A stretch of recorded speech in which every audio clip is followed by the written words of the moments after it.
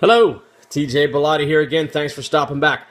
All right, today I want to give you 4 tips on how to interact with clients.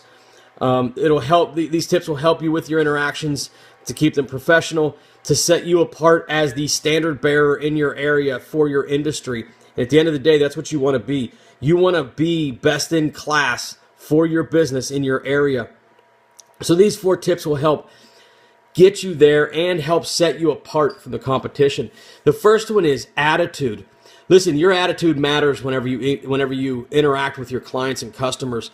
And when I say your attitude, I don't just mean if you're sarcastic with them or how you respond to them verbally. First of all, most of communication is nonverbal. 70 or 80% is nonverbal.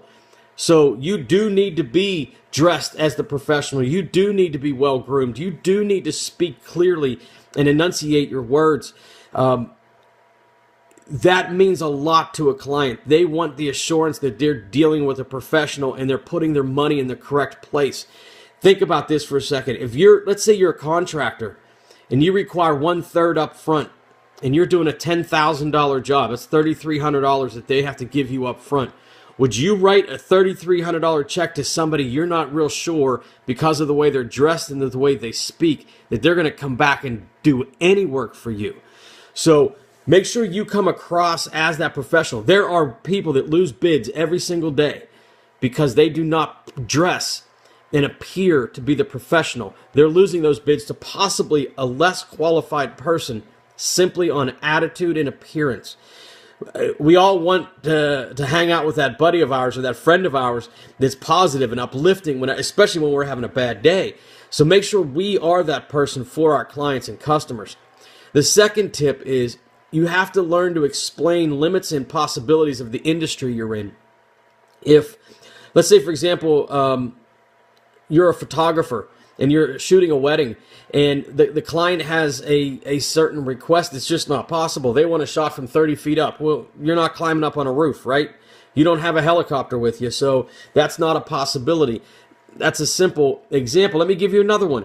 My wife is a master gardener, and she has a couple clients that she takes care of their perennial beds. If one of those clients calls her and says, hey, I would like some of these tropical plants planted in my home in Pittsburgh in March. It's not going to happen. It's not going to work. She could dig the hole. She could put the plant in the hole in March, but it's going to die because a tropical cannot be planted in March until July. So she has to explain that to a client. She has to explain the limits of certain plants and possibilities. We all have those in our industry.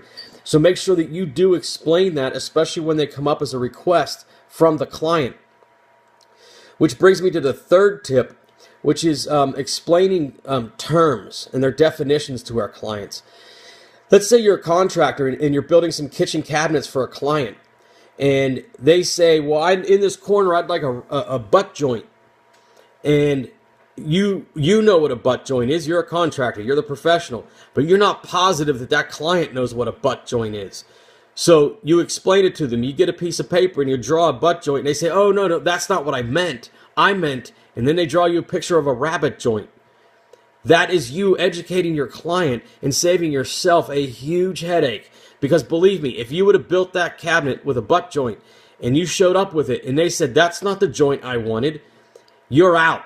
They are not going to accept, well, I did tell you butt joint, I'll pay you anyway.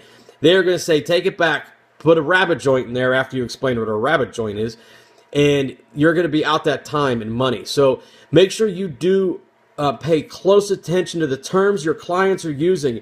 And if it's a technical term, if it's a term that has a specific definition, make sure you clarify and explain the correct definition so that everybody's on the same page before somebody ends up in court. Not to scare you, most of the time you don't end up in court, but you definitely do want to make sure you're the one that's explaining the terms and the definitions so that everybody is understanding what's going to happen. And the last point is, you can't always win.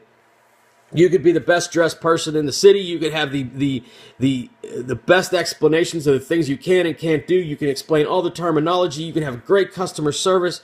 You can have great prices, and you're still going to lose at some point. And what I mean by that is, you're not always going to win an argument with a client.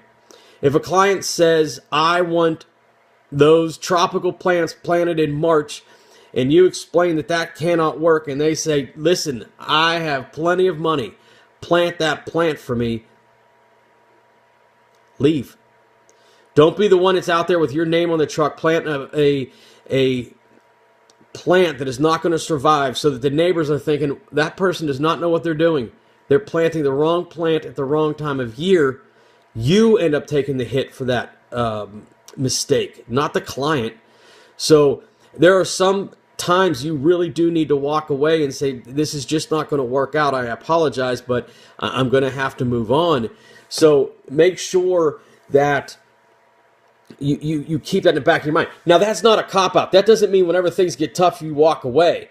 What I mean by that is there are going to be times that no matter what you do to make a client happy, it might be best to come to the realization that you're not going to win this one.